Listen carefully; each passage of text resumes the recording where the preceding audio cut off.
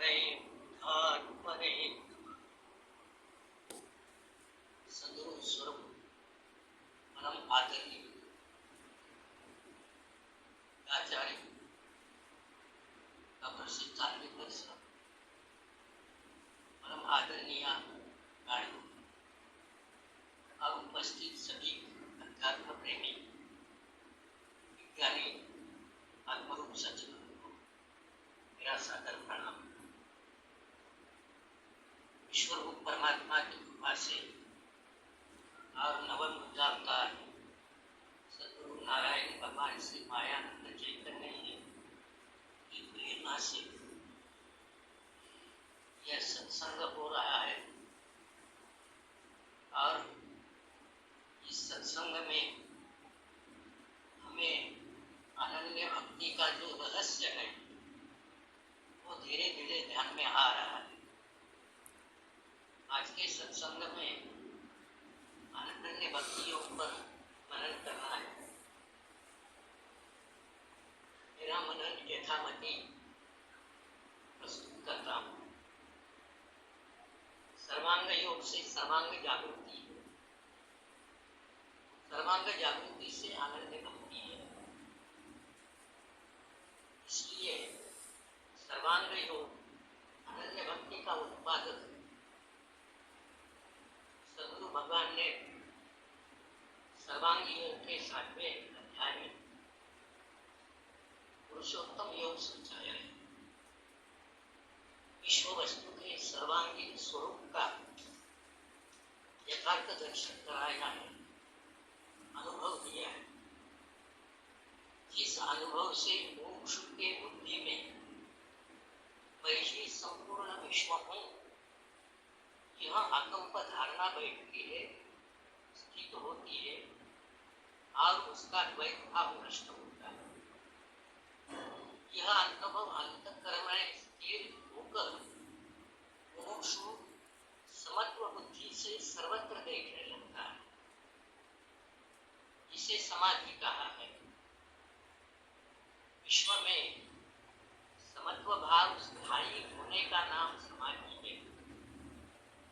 सर्वत्र समदर्शित्व भाव ही समाधि है और ये समाधि की अवस्था अखंड स्थिर रहना अनन्यता है।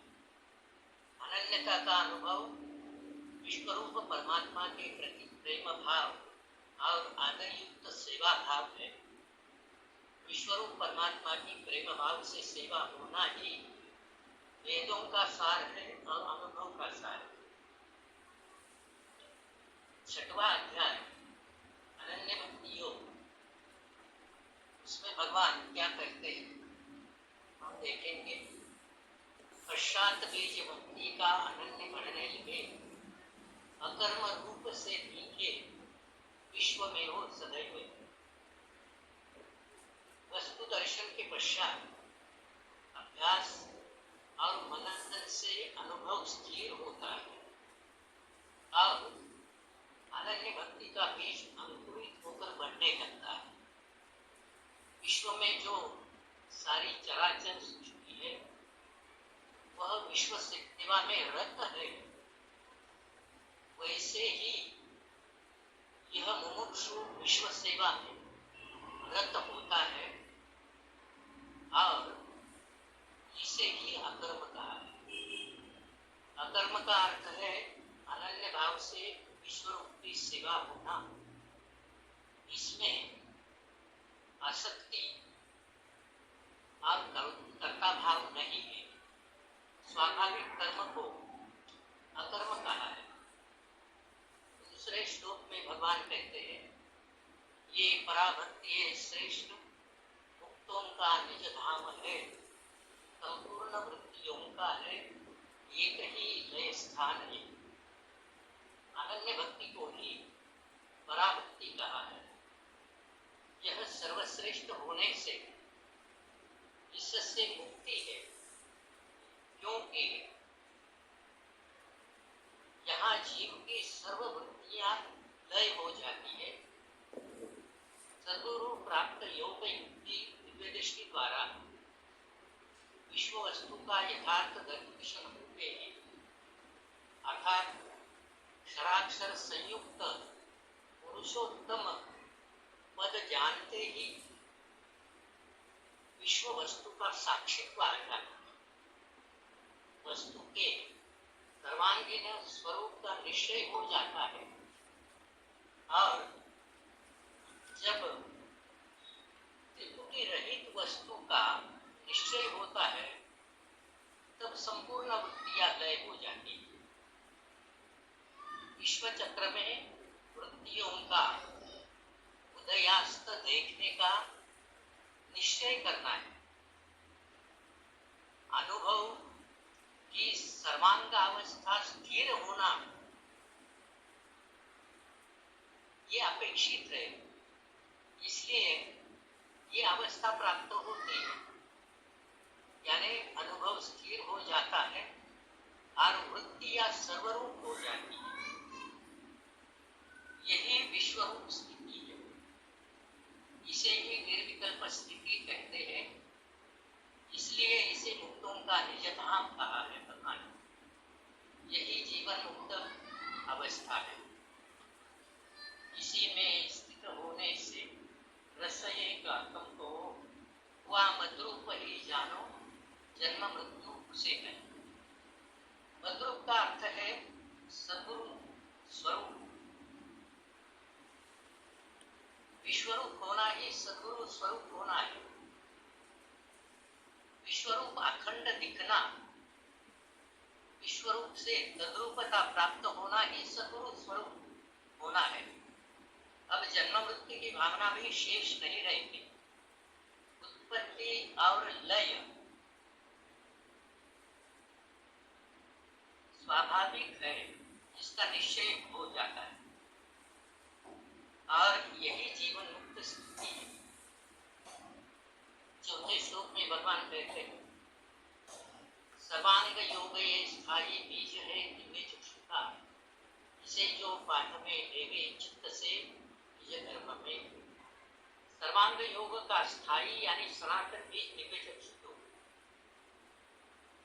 दिव्य दृष्टि के इस सर्वांग योग की फलश्रुति मनुष्य मात्र का स्थायी कल्याण है।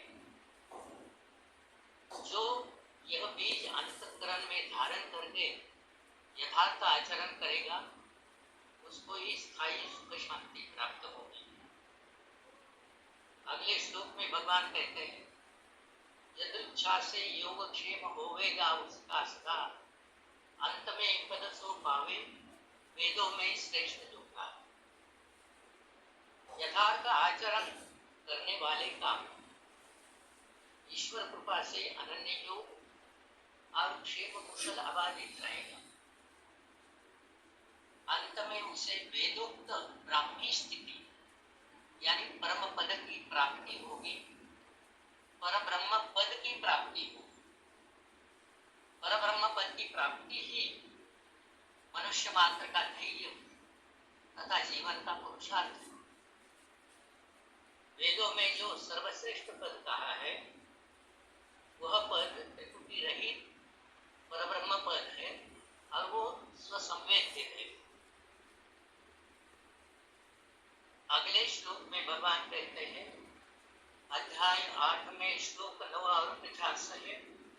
88 1800 अक्षरों में रचा इसे।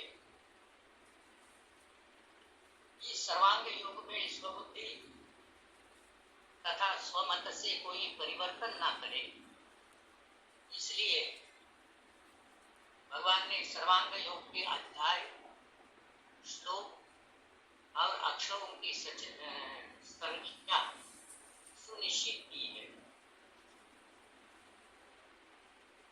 अंतिम श्लोक में भगवान कहते हैं मायानंद ने अपना निज रूप लखा दिया, ये जहाँ स्थिर हो जावे वही सद्गुरु स्थान है।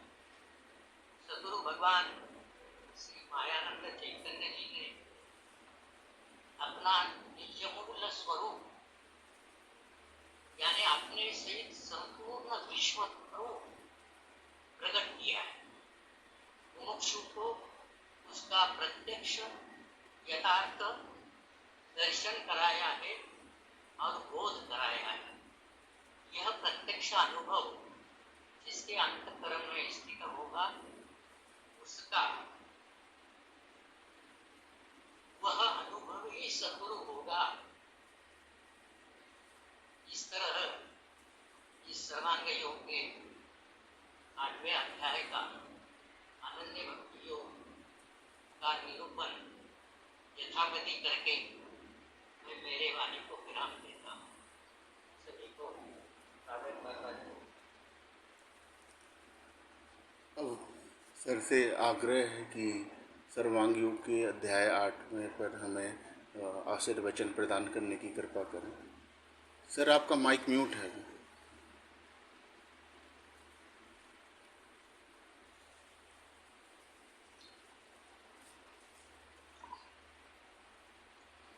श्री गुरु के को है मेरा रंगोत्तम प्रेम से यही प्रेम निष्ठाय और दृष्टि रही।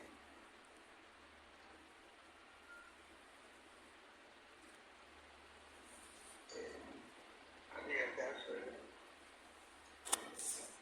मर्जी बोले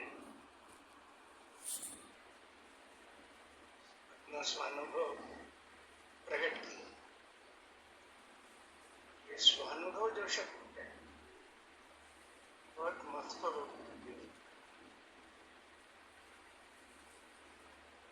सिद्धांत का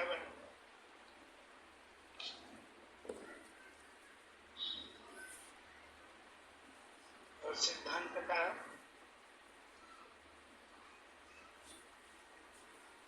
शब्द कौशल्य पूर्वक प्रदर्शन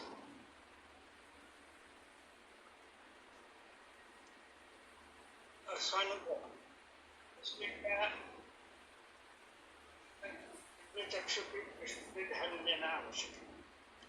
शब्द व्याख्यान कौशल्य हम सभी के पास है। अच्छे से अभ्यास कर रहे हैं हम लोग, तो एक से बढ़कर एक है। शब्द व्याख्यान कौशल्य को स्वानुभव कहना चाहिए क्या, इस पर विचार करने की आवश्यकता है। क्यों विचार करने की आवश्यकता है? भगवद गीता में भगवान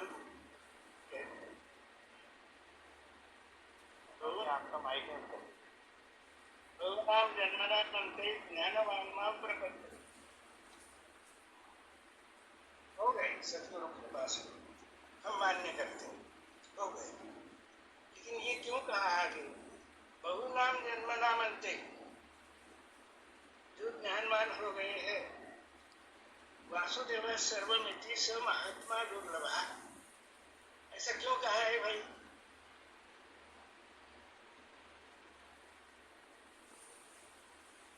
तो सर्वांग योग का सिद्धांत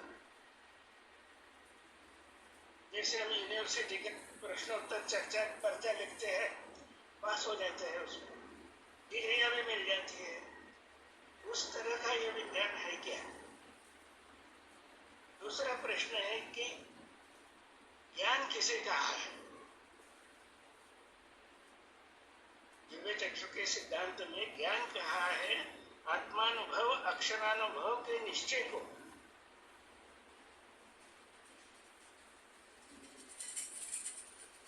वो ज्ञान होगा। और फिर पुरुषोत्तम योग में उसका विज्ञान होगा सर्वरूप स्थिति में। लेकिन हम शब्द जो है कर लेते, इसलिए अब इस पर ज्यादा भाष्य नहीं करूंगा मैं, अनन्यता में ली उसको। ज्ञान का मतलब दिव्य चक्षु के सिद्धांत से अनुभव है। ज्ञान का मतलब अभ्यास किताबें पढ़ ली है हमने और वो बतला रहे हैं, वो ज्ञान नहीं है। संतों ने भी इसको ज्ञान नहीं कहा। ये ध्यान में रखना चाहिए कि इतनी लाइटली लेने की विद्या नहीं है। सब संत भी कहते हैं कि जेने खावे लोखंड नाचे तेमा ब्रह्म को भी नाचे। तो मेरे जैसे कुछ लोग तो 12 साल में ही नाचने लगे हैं। बिल्कुल ऐसा नहीं। भगवान का अनुभव जो है वो मैं आगे बतलाने वाला हूँ। तो ज्ञान का मतलब है अनुभव मूलक पहचान, यही दिव्य चक्षु का यथार्थ ज्ञान है। तो 7वें अध्याय के अंत में जब तक अनन्यता नहीं मिलेगी पूरी, अब शब्द कितने आसान है, अनन्यता मिली उसको तो 10-12 व्याख्या और भी बतला सकते हैं कि नहीं देखना चाहिए कि अनन्यता मिली यानी क्या हो गया। सर्वांग योग की सर्वांग जागृति हो गई यानी क्या हो गया। तो सर्वांग जागृति में कर्मेंद्रिय है, ज्ञानेंद्रिय है, मन है। ज्ञानेंद्रिय और मन ने ग्रहण कर लिया, अनुभव हो गया क्या।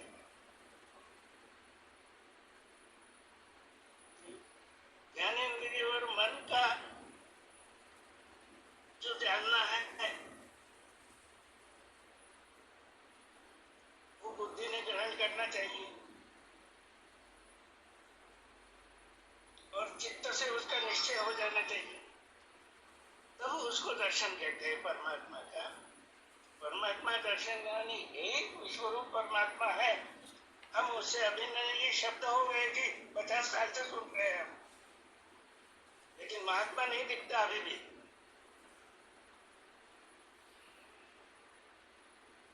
इतने सरलता से ले लिया हमने कि जैसे स्कूल, विद्यापीठ, कॉलेजेस की विद्या होती है,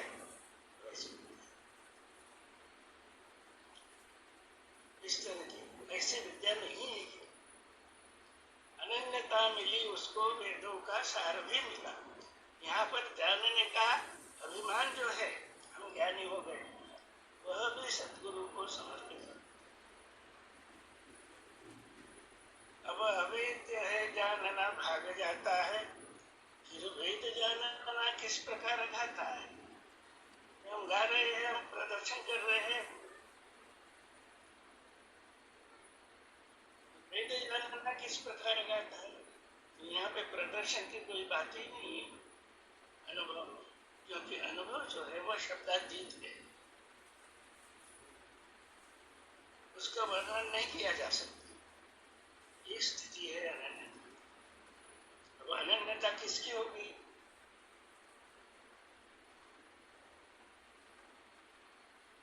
तो अनन्यता के लिए, अनन्यता होने के पश्चात, पश्चात शब्द बहुत महत्वपूर्ण है, यानी अनन्य भक्ति पर आज किसको भाषण कराना, प्रवचन करने के लिए बहुत लोग तैयार हो जाएंगे। अनन्य परोक्ष ज्ञानी भी हो गए, स्वयं को विज्ञानी कहलाने वाले भी तैयार हो जाएंगे, एक घंटा व्याख्यान कर सकते। लेकिन ये सोचा क्या कि हम अनन्य हो गए, क्या अनन्य हो गए यानी परमात्मा से तद्रूपता का अनुभव कर रहे हैं क्या। अगर ये तद्रूपता का निश्चय हो गया होगा दर्शन करके, तो उसका अखंड स्मरण रहेगा। तो ये ज्ञान विज्ञान की इतनी चर्चा करते हैं, लोगों को बतलाते हैं हम, लेकिन व्यवहार जो है वो परमात्मा से ही हो रहा है। ये स्मरण है क्या, अखंड स्मरण है क्या। भगवान को क्यों कहना पड़ा है स्मरण मम भूला वो बेईमान, दिव्य चक्षु तो दे दिया, ये भी भगवान कह रहे थे स्मरण मम भूला वो बेईमान। गोकुल ढूंढे, वृंदावन ढूंढे, वृंदावन ढूंढे, घूमे जीव महान ध्यान। मायानंद कहे निज स्मृति बिन, हित जीवन स्मृति ज्ञान। विचार करो भाई, सदगुरु के प्रति निष्ठा रखने वाले आप हम जो है, तो विचार करना चाहिए कि मायानंद क्यों कहे निज स्मृति बिना। हर एक व्यवहार में निज स्मृति में सदगुरु स्वरूप परमात्मा की परमात्मा का स्मरण है यार। ये स्थिति खुद की पहचानना। भगवान कहते हैं कि ये अगर हमने नहीं पहचाना, स्वयं की अगर पहचान नहीं हुई, और एकदम विश्व रूप की पहचान कराने में लग गए। तो अनन्यता का भाव नहीं है। एक जीवन आपको बड़ी बड़ी डिग्रियां मिल जाएगी, उपाधियां मिल जाएगी, स्मृति नहीं मिलेगी। एक जीवन स्मृति, और वो ज्ञान भी भगवान कह रहे हैं कि वो ज्ञान भी ठीक यानी व्यर्थ है। एक जीवन स्मृति। अब सर्वांग जागृति की बात आती है तो भगवान जागृति किसे कहते हैं? जागृति वही है कि हम जीव बुद्धि में अनंत जन्म से व्यवहार करते आ रहे हैं। अब 7वें अध्याय तक अगर आ गया अनुभव, भगवान ने दिया हुआ अनुभव हमने ग्रहण कर लिया और वो बुद्धि में स्थित हो गई है। क्या किसकी बुद्धि में?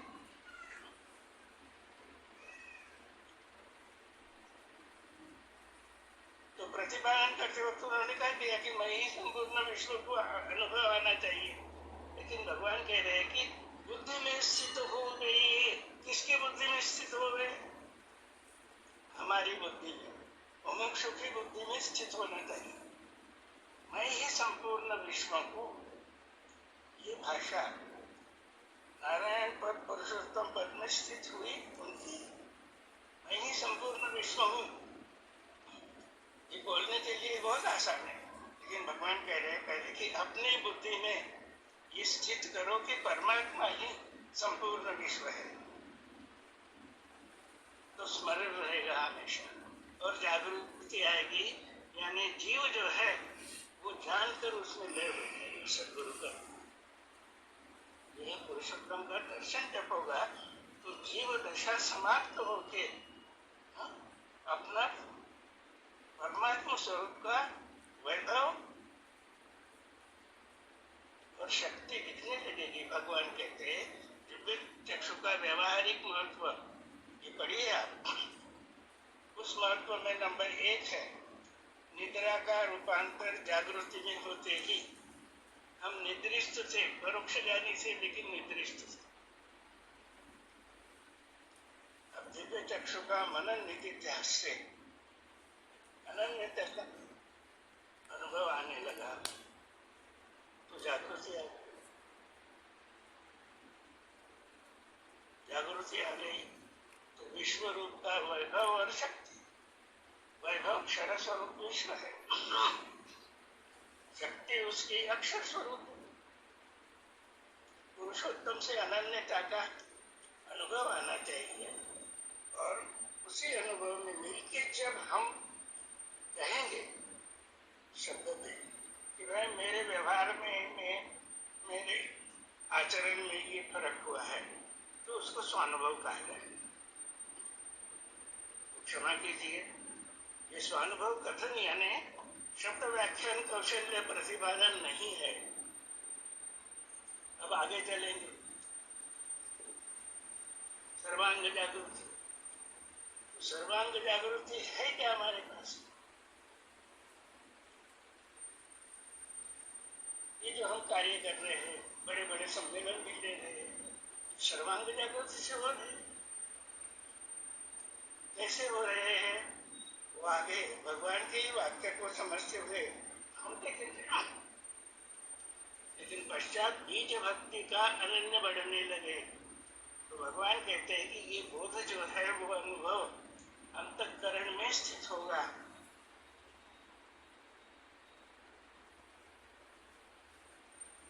अंतःकरण में स्थित होगा। कौन से अंतःकरण में? जिस अंतःकरण में परमात्मा भाव जागृत हो गया, वो शुद्ध अंतःकरण।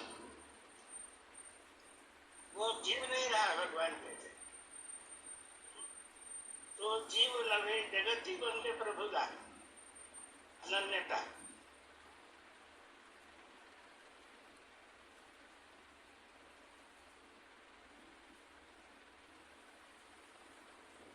ये अनन्यता का अनुभव वस्तु दर्शन करते हुए हमारे सामने रखे भगवान कहते हैं कि एकदम से निश्चय नहीं होगा।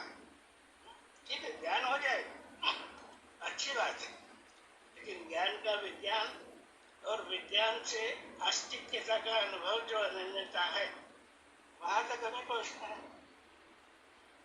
तो वहां तक पहुंचने के लिए क्या करना होगा? अंतःकरण यहाँ पे जो बैठे हैं, काम क्रोध लोभ, इसकी शुद्धि पूरी तरह से होनी चाहिए। पश्चात बीज भक्ति का अनन्य बढ़ाने लगे। भक्ति का बीज तो बहुत ही है सद्गुरु, लेकिन अंतःकरण में मलिनता रही तो क्या होगा? पहले मलिनता निकालनी पड़ेगी। ये मत सोचो कि बस ज्ञान ले लिया, बदलाते रह गए, बदला रहे हैं और हम बन चुके हैं।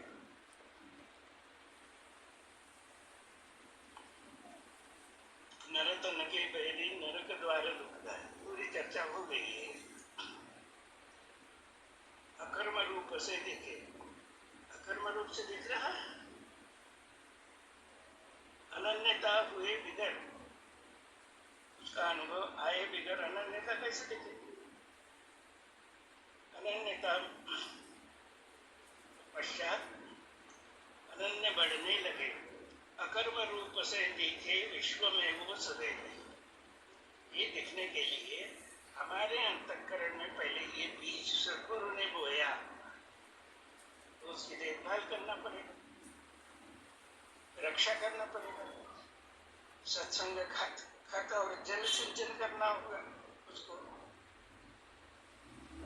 तो क्या कहते हैं, बस अब समझ गया अब क्या पढ़ना पढ़ाना है। बस भगवान के ग्रंथ है, पढ़ते रहो, ग्रंथ पढ़ के बतलाते रहो, इतना ही सीमित करते थे।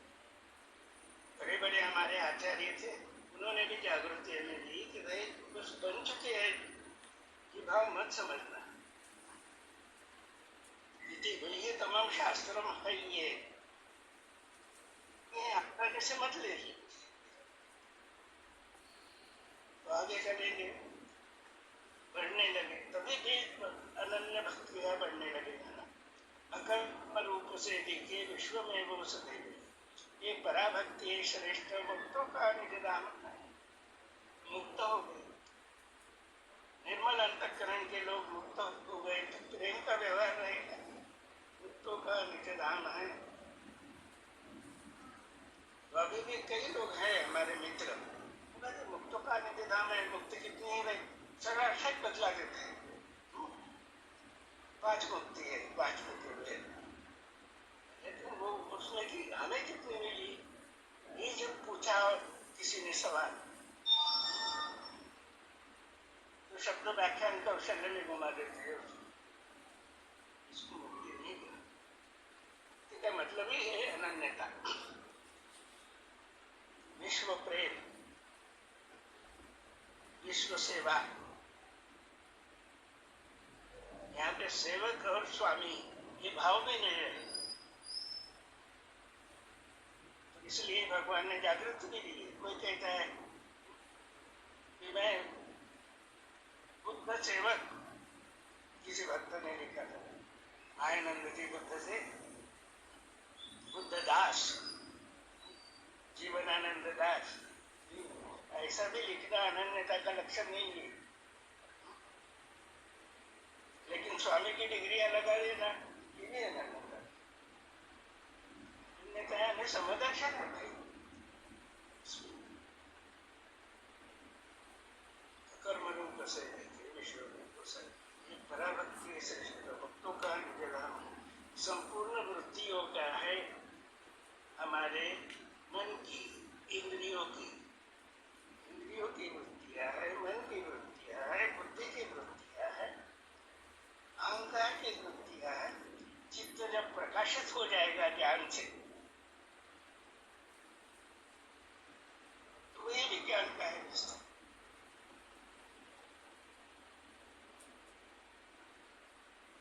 आगे क्या है, रस का कंप हो हुआ मधुरूप ही जानो, जन्म मृत्यु से नहीं। तो ज्ञानी का विज्ञानी होने के लिए भी बहुत समय लगना चाहिए और जाना चाहिए, एकदम से कोई सिद्ध नहीं होता। और उसमें स्थित होने के लिए और पुरुषार्थ होने की आवश्यकता है। तो ये अकर्म रूप पुरुषार्थ जो है वो 8वें अध्याय में भगवान ने बताया है कि इस पुरुषार्थ के बिना केवल भाषण रहेगा, प्रवचन रहेगा, विश्व सेवा नहीं दिखेगी उसमें यथार्थ दृष्टि से, जिसे प्रेम कहते हैं। आगे इसे जो पाठ में देवे चित्त से निज कर्म में, तो चित्त से पुरुषोत्तम परमात्मा वस्तु का निश्चय हो गया। निश्चय होने के बाद प्रेम आप ही आप उदय होगा, वही अनन्यता है, उसी का स्वरूप अकर्म रूप से देखे विश्व में हो सके। इसे जो पाठ में लेवे चित्त से निज कर्म, इसका भी विचार करना चाहिए।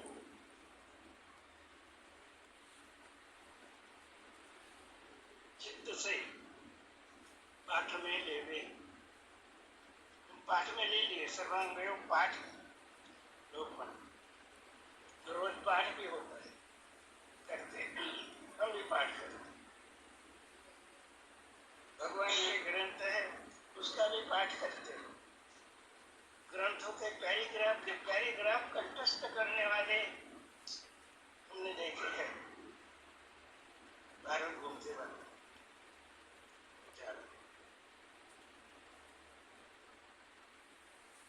लेकिन जब पूछते हैं कि भाई नर नारायण का ये लंबा परिच्छेद आपने सुनाया, बिल्कुल इतनी स्मरण शक्ति आपकी है भाई, इसमें अपना प्रियत्व ग्रहण करते हैं ये भगवान ने बतलाया, तो उसका मतलब समझाइए मुझे क्या है। तो हरियाणा की बात है, स्वामी कृष्णानंद जी थे, उनके भाई थे, पाठ से। अब हमें आत्म परीक्षण करना चाहिए कि हमने सिद्धांत सर्वांग योग का कंठस्थ कर लिया, बतला रहे लोगों को।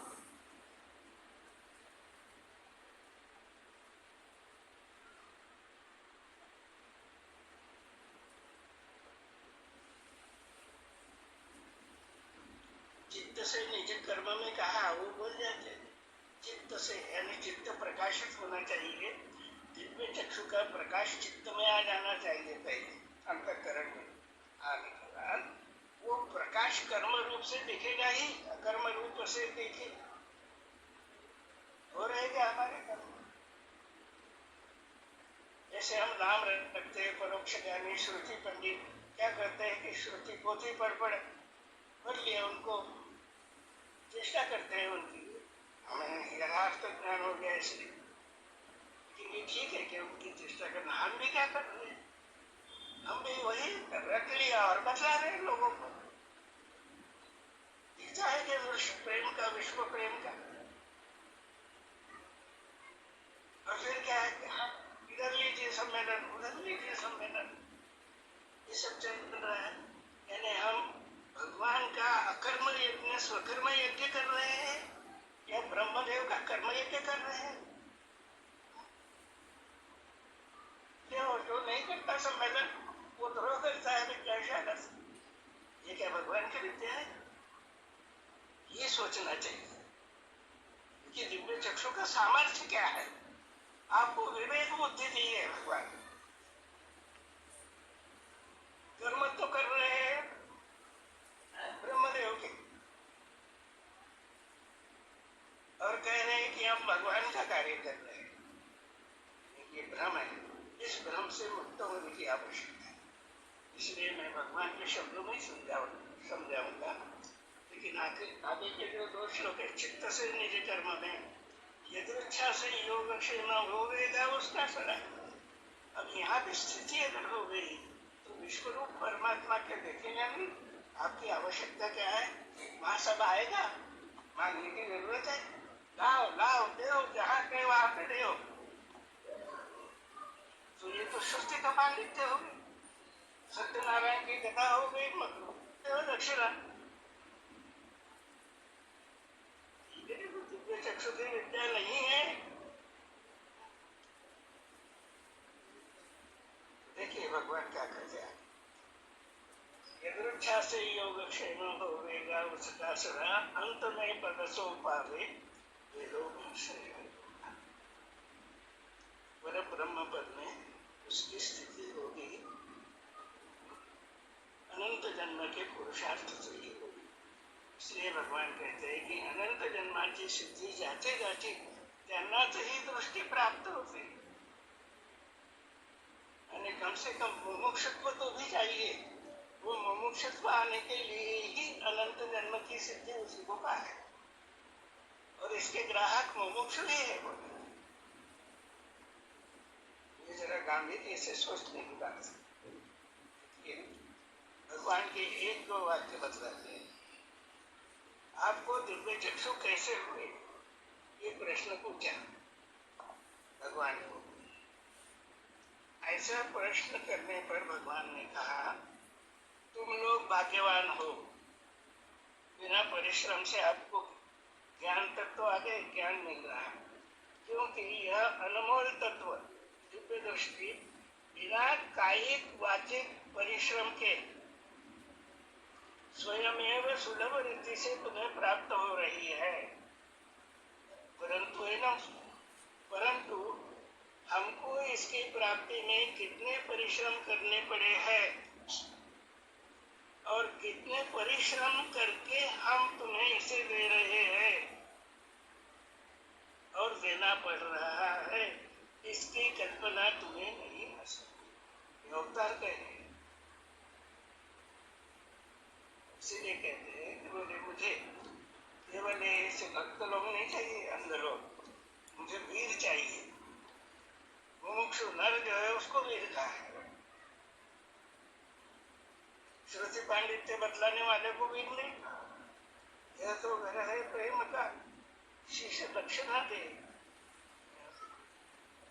वो देने के लिए कोई तैयार नहीं होता। मनुष्यानाम सहस्त्रेषु ही होगा, वही भगवान को प्रिय है। अंत में पद सो पावे वेदों में श्रेष्ठ होगा।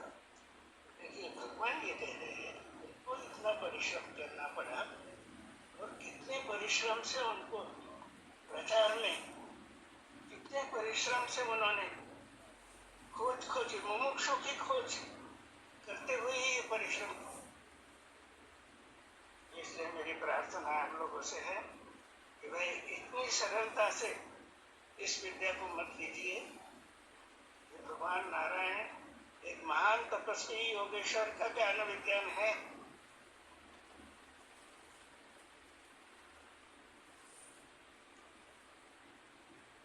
इसको केवल कीर्तन प्रवचन इस तरह का मत लीजिए। स्वानुभव जो है, स्वानुभव की भाषा ऐसी ही रहेगी कि भाई जो अनन्यता हम बदलाते हैं शब्दों को, वास्तव में क्या है, कैसी है, किस तरह समझ लेना है। ये सब ऐसे जो गिने चुने लोग बैठे हैं, तो सीधा अभ्यास मंडल जो है उससे ये तो क्या होता है, ब्रह्म सत्र हो गया, 3 दिन में खत्म हो गया। हर एक व्यक्ति अपना प्रदर्शन कर रहा है, वो झूठी बात नहीं है। वो कह रही थी माता जी, हाँ राम सती देवी थी, वो भी सम्मेलन में आई थी। उनके मुख से अनुभव के ये शब्द निकले, ठीक है, रटा रटाया चल रहा है। बोले सुनो की बात, ये दिलानी भाई दुनिया में नहीं आई है, हम में आई है। इसको हटाओ, इस ग्लानी को पहले हटाना, हमने की ग्लानी। और स्मरण रखो, 2 शब्द बहुत महत्वपूर्ण है। स्मरण मन भूलाओ बेईमान, बेईमानी मत करो सदगुरु के साथ। जो अपनी पूजा करवा लेगा,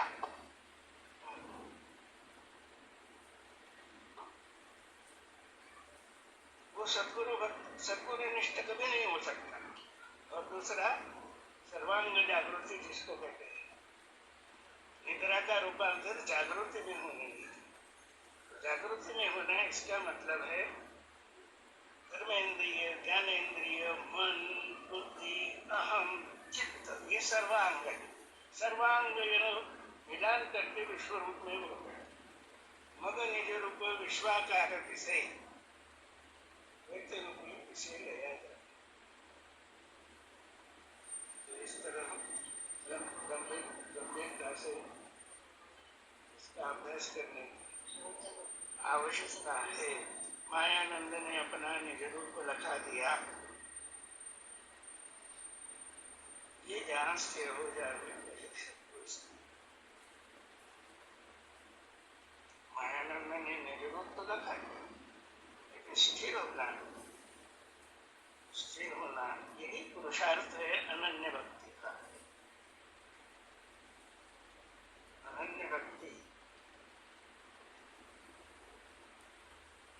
भाषण बहुत सुने हैं अनन्य भक्ति, लेकिन स्वयं पुरुषार्थ उसके मुताबिक करना बहुत क्या है कि मोह जो हो जाता है तो ब्रह्मदेव के कर्म से छुटकारा नहीं होता है ना, उसके कर्म करने लग जाते हैं। क्या है श्रुतियों के कर्म? क्या है? वेद पढ़ना पढ़ाना, दान लेना देना, तब करना करवाना। अब तब करना करवाना तो बाजू में रहा, तो दान लेने तक आ गए और वेद पढ़ना पढ़वाना। हाँ, हम कहते हैं सर्वांग योग वेद है, हम वेद बतला रहे हैं। वेद पढ़ते हैं यानी सिद्धांत बतलाते हैं। ऐसे वेद पढ़ते हैं और पढ़वाते हैं। यही यज्ञ करना करवाना। ब्रह्म शब्द गायत्री को हमने 50 साल तक किया और फिर आत्म परीक्षण करने लगे कि इससे मुझे क्या मिला, मेरे मन बुद्धि इनकी वृत्तियों में क्या फर्क पड़ा। तो सुनते जा रहा हूं, तो स्वयं को भी फंसाना नहीं है। इसलिए ये सर्वांग योग की विवेचक दृष्टि है, ये विवेक दृष्टि है। इसलिए भगवान ने जगह जगह सूचना जो दी है कि किसका उपदेश सुनना, उपदेशक किसको कहना, ये सब अंतःकरण से उसका निर्यास विचार करना चाहिए। आखिरी उन्होंने कही दिया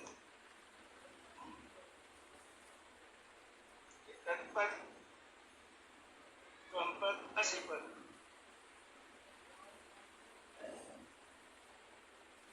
कथितम पर सद्गुरुत्व यानी दर्शितम पर सद्गुरुत्व न रखकर, यही सद्गुरु स्थान है कहा ना, तो दर्शितम पर सद्गुरुत्व न रखकर कथितम पर ही सद्गुरुत्व रखा, तो उसका परिणाम अधःपतन है दोनों का, सुनने वाले का, सुनाने वाले का।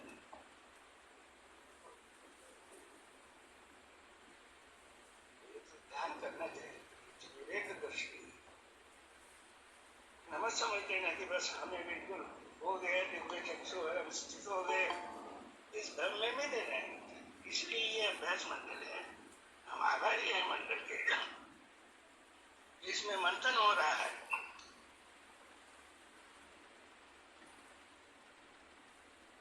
ठीक है, यहाँ पे मैं रुकता हूँ।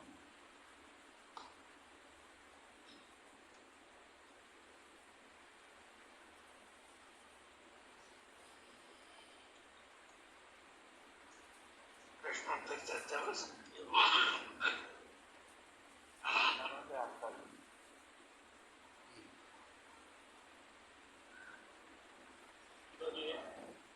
ये जहाँ स्थिर हो जाए वही सद्गुरु स्थान है।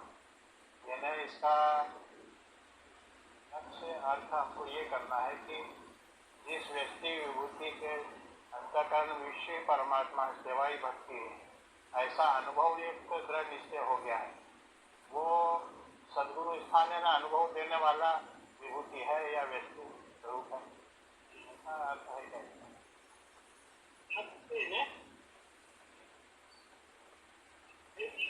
ये जहां से हो जाए सदगुरु ने अनुभव दिया। ये अनुभव कहाँ पे ग्रहण होगा? हमारी बुद्धि से ग्रहण होगा, चित्त से निश्चय होगा। और स्थित कहाँ से होगा? स्थित अंतःकरण में होगा, बोध। तो ये किसके अंतःकरण में स्थिर हुआ? वो क्या देखते फिर यहाँ देखो, भगवान कह रहे हैं ये जहाँ स्थिर हो गया है, जिसके अंतःकरण में ये स्थिर हो गया, वही सद्गुरु स्वरूप है। Let us begin from the self.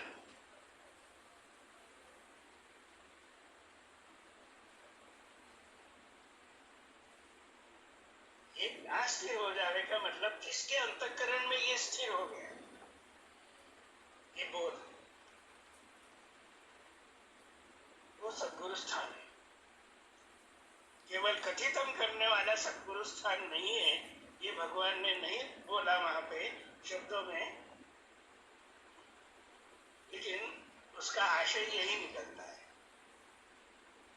स्थिर होने के लिए हमें पूर्ण ज्ञान होना होगा, जिसको विज्ञान कहते हैं।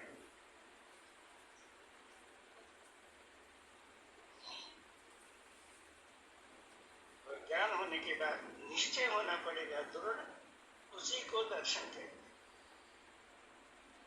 केवल दिख रहा है इसको दर्शन नहीं कहते। वस्तु की अनुभव मूलक पहचान जो है, तो अनुभव मूलक पहचान में हम उससे अलग रहते ही नहीं।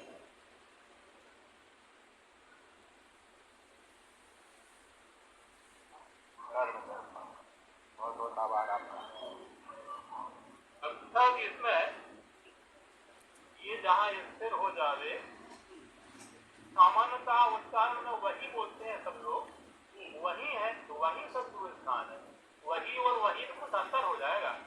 हाँ, वही सद्गुरु स्थान शब्द है भगवान का, जो भगवान भोग में है।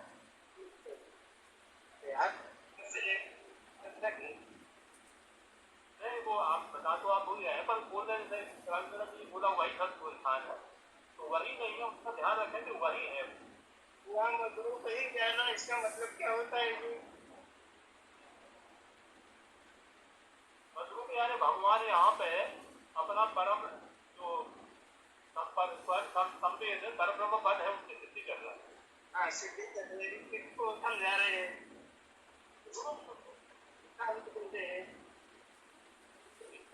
सिद्धि करते हैं।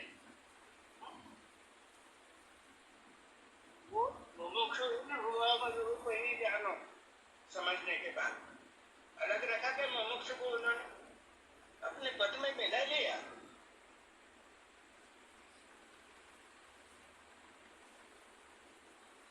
अब उस पे स्थिर होना, उस पद पे, उसका पुरुषार्थ है भाई, वो तो करना ही पड़ेगा। पुरुषार्थ अनन्य भक्ति से ही होगा।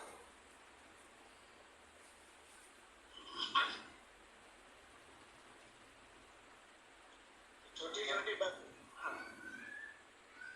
हाँ, इसमें आपको लगता है कि वही शब्द में मात्रा, हम की मात्रा लेना है या नहीं लेना है, केवल इतना सा समझ। हाँ, वही वही सद्गुरु स्थान है। मेरा प्रश्न ये समझे कि हम की मात्रा लेना या नहीं लेना है, वही है। इसकी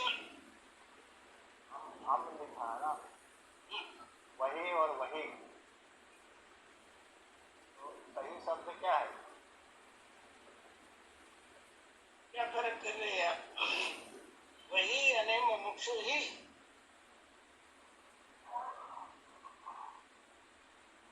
प्रकाश हो गया, स्थित हो गया, वो भेद नहीं रहा अब उसमें, वही सद्गुरु स्थान है। इसका मतलब ये है कि हम सब उस स्थान पे विराजमान तो भगवान ने कर दिया है, लेकिन स्थिर होना चाहिए ना। राष्ट्रपति बना दिया उन्होंने, योग्यता हो न हो बना दिया, लेकिन उस स्थान पे स्थिर रहने के लिए उस स्थान की जिम्मेदारी निभाना होगा। योग्यता निर्माण करनी होगी, तभी टिके रहोगे ना उस स्थान पे। हाँ,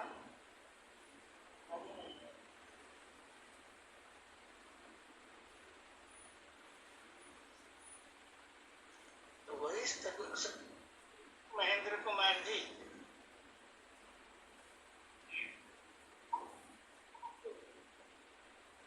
उन्हीं को लक्ष्य करके भगवान कह रहे हैं कि ये अपने अंतःकरण में स्थित करो, तो वही सद्गुरु स्थान है।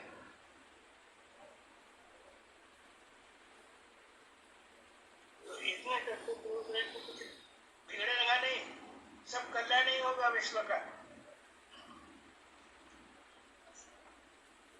केवल कथाकार प्रवचनकारों से ये वस्तु दर्शन करने वाले सद्गुरु जो है उनकी संख्या बढ़नी चाहिए, और ये बढ़ाने के लिए ही ऐसे शूरवीर निर्माण करने के लिए ही विज्ञानशाला निर्माण है।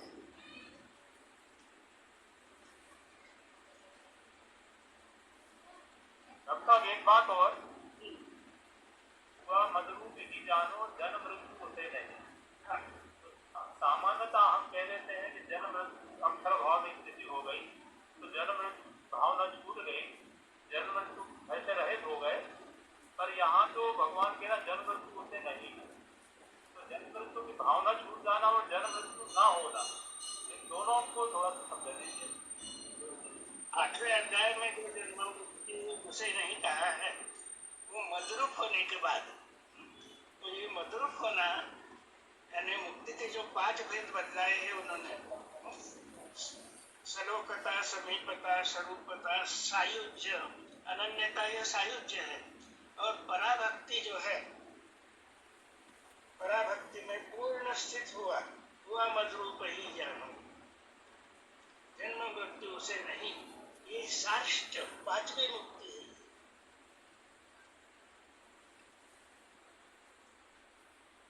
सलोकता में क्या है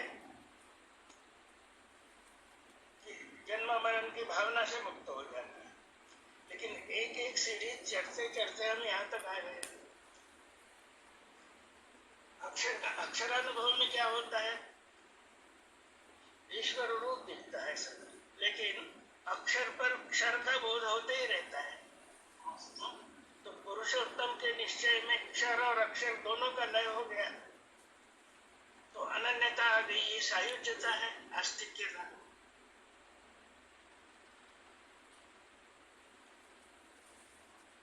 और साष्ट जो है, भगवान नारायण जिस स्थिति में बैठे हैं,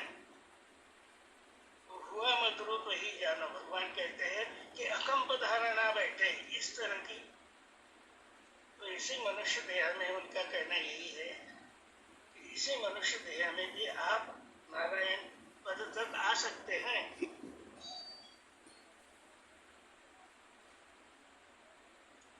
और ये प्रत्यक्ष दिखता है जिनके पास इतनी सिद्धि है, तो डॉक्टर आनंद चैतन्य है, स्वराजानंद जी है, वहां तक पहुंचे अनन्यता तक। आगे की इनकी स्थिति क्या रहेगी?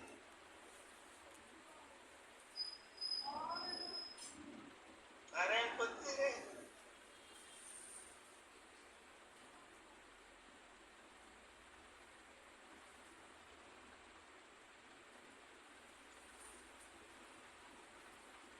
तो ये विश्व रूप से इतनी तद्रूपता हो गई कि विश्व रूप में कहा जन्म मृत्यु, वह मद्रूप ही जान विश्व रूप। इसमें स्थिति होकर देखो एक्शन में, तो दिखेगा कि विश्व का जन्म कहाँ हुआ, विश्व का नाश कब होने वाला है। ये अकंप धारणा कीजिए आप, तो अनुभव आ जाएगा।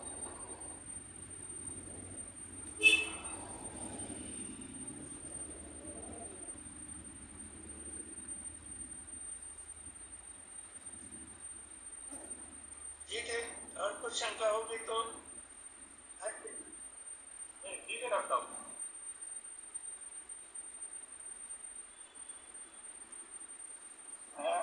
स्वामी जी, इसमें जैसे हम विश्व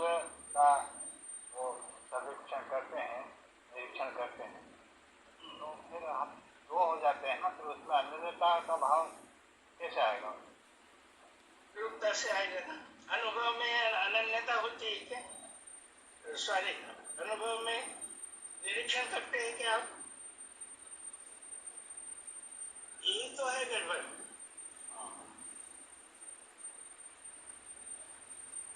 यानी देखते हैं परमात्मा स्वरूप,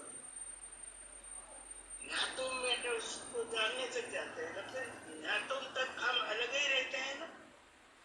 मैं जानता हूँ, मैंने परमात्मा स्वरूप को जाना, मैंने ईश्वर रूप को जाना, मैंने परमात्मा स्वरूप को भी जाना। ये देखो, तीन त्रिपुटी के तीन भाव जो है वो जानने वाला साक्षी है। अब अनुभव कब होगा? भगवान कहते हैं कि जैसा जाना वैसे ही तल्लुक हो जाओ। तो त्रिपुटी में साक्षित्व है, त्रिपुटी में निरीक्षण है, त्रिपुटी रहित अगर हो गए वही अनुभव है। तो त्रिपुटी रहित अवस्था यही अनुभव है। उस अनुभव में स्थित होने से जब बोलेगा वो कहेगा कि मैं किसी को ध्यान नहीं दे रहा हूँ, मैं मेरे आत्मस्वरूप से सत्संग कर रहा हूँ। वो एक आनंद की निष्पत्ति होगी। दूसरा समझ के हम ध्यान देते हैं, उसमें फिर चर्चाएं होती है, वाद विवाद भी हो जाते हैं और मैं आ जाता है। अनुभव में मैं नहीं है।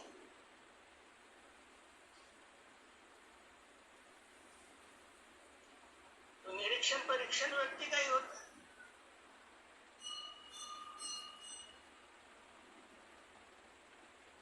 अनुभव में तद्रूपता है ना। आपने आम देखा, जाना उसको कि बहुत अच्छा है, ग्रहण किया, खाने के बाद अब आम कहाँ है?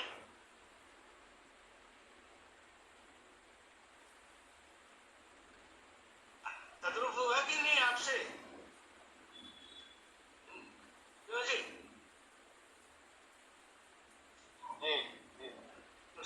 विश्वरूप को उन्हें जाना, देखा पहले, जाना, त्रिपुटी की सहायता से जाना, ये ज्ञान की प्रक्रिया है। लेकिन त्रिपुटी का दर्पण लेके घूम रहे हैं। भगवान कहते कि छोड़ दे बाबा, दर्पण से समझने के लिए बताया था, लेकर क्यों घूम रहा है?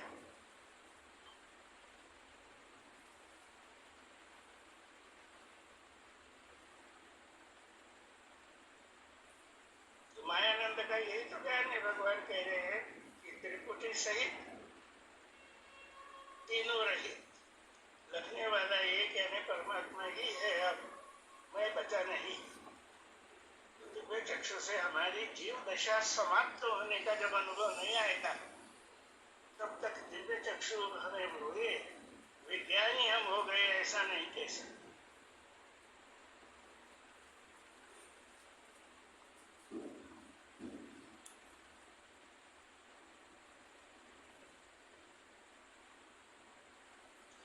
जीव का ही यथार्थ स्वरूप ईश्वर रूप है।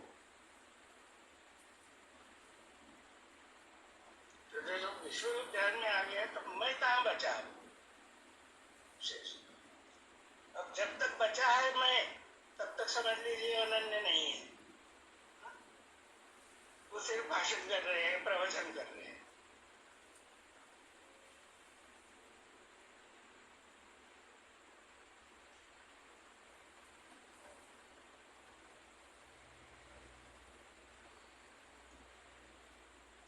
इस चर्चा में परीक्षण भी हुआ है कि क्या कर रहे हैं हम। स्वयं का परीक्षण है। स्वयं की जो गलतियां है वो अगर बदला दिया हमने, तो ये किसी की निंदा नहीं है, किया किसी का अपमान नहीं है। ये जरा ध्यान में रखना। सर्वरूप मैं हूँ, तो मैं क्या कर रहा हूँ ये भी देखना मेरा काम रहेगा। इसी विज्ञान का मैं एक अविभाज्य घटक हूँ। तो मेरी शक्तियाँ क्या है और मेरी कमियाँ क्या है, इसको देखना ही तो पड़ेगा ना भाई। शक्तियों को धारण करने के लिए कमियाँ दूर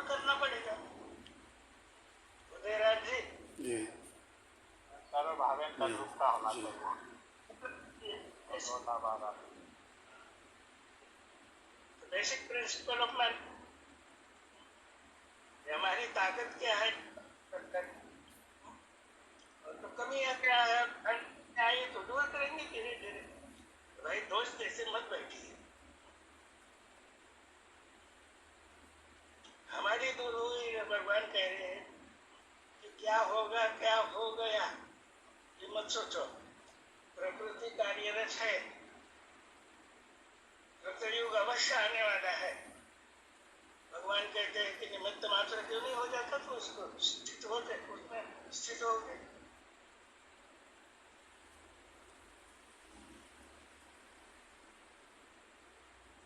समय हो गया है, आप समारोह कीजिए। जी,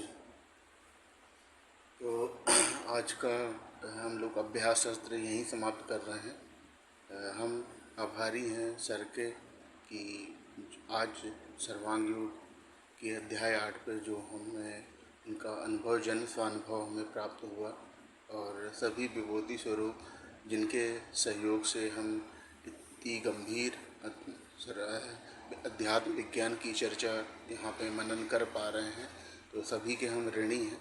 और सभी के चरण वंदन करते हुए, मैडम के चरण वंदन करते हुए आज का अभ्यास सत्र हम यहीं पे समाप्त कर रहे हैं। और आगामी जो भी कार्य योजना रहेगी वो ग्रुप के माध्यम से सूचित हो जाएगी। तो सभी को सादर नमस्ते है। सभी को सादर नमस्ते।